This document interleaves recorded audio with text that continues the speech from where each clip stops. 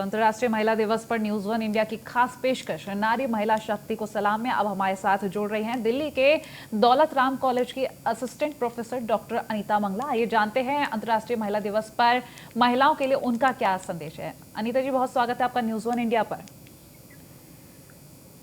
Thank you so much ma'am. और महिला दिवस की हार्दिक शुभकामनाएं। आपको भी a very very happy and progressive international women's day to one and all. Anita ji, सबसे पहले सवाल मेरा यही होगा कि महिलाओं को क्या संदेश दे रही हैं और किस तरीके से वो आगे बढ़े, क्या मंत्र है आपकी तरफ से? Ma'am, I always believe that women are already empowered. They just need to identify it, wear that confidence and move on. They should always have an aim in life and they should work towards it.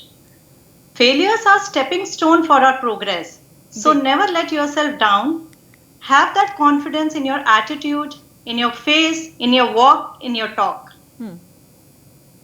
Anita ji, ये भी जानेंगे अगर आपकी खुद की बात करें तो आपके सफर की, क्योंकि हर महिला की जिंदगी में जो सफर रहता है संघर्ष भरा, कुछ ना कुछ संघर्ष रहते हैं और नतीजे अच्छे भले ही रहते हैं लेकिन कुछ ना कुछ संघर्ष जरूर रहते हैं, तो वो क्या एक्सपीरियंस रहा है आपका? As such, I've been very blessed. मैंने कुछ ऐसा स्ट्रगल या संघर्ष नहीं फेस किया, but yes, emotional turmoil हुआ. I lost my father at a very young age when I was in class 10. So I think that was the biggest emotional turmoil.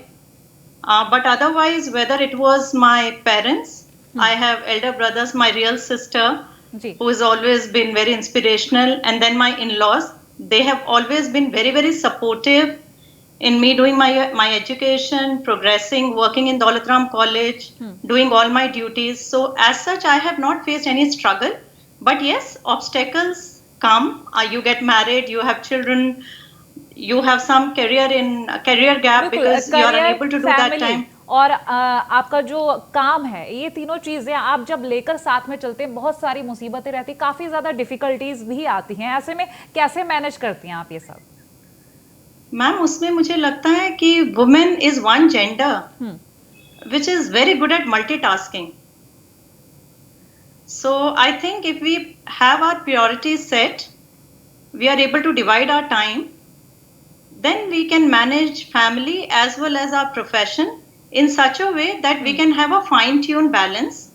And definitely family support, professional support, friend support, they go in a long way. Because otherwise, if you every day are at a struggle platform, then going becomes difficult. And we all have our shares of difficulties on an everyday basis. But we have to balance that out and progress and keep moving forward. That confidence, that resilience, that strength that I can do it, that you have to restate within you the morning you get up, that I can do it. I always tell my students, I always tell my students when they say that ma'am किसी ने बोला कि women है इसलिए नहीं कर सकते, I always say women है इसीलिए कर सकते हैं.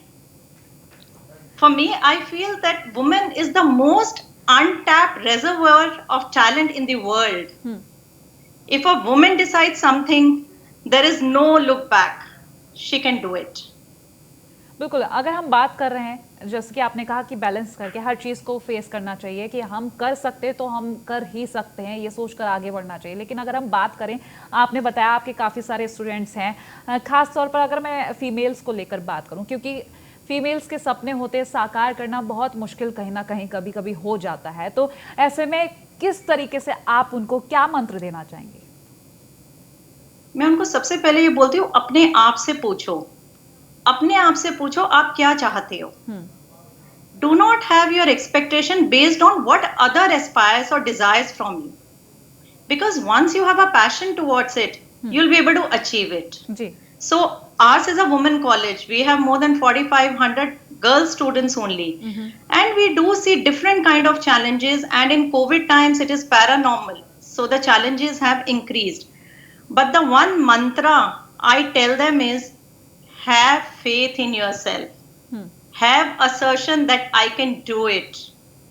Then the path you will get and you'll be able to achieve it. And it works. They just need a hand holder to tell them they can do it. ठीक है, चलिए बहुत शुक्रिया हमारे साथ जुड़ने के लिए दिव्या जी।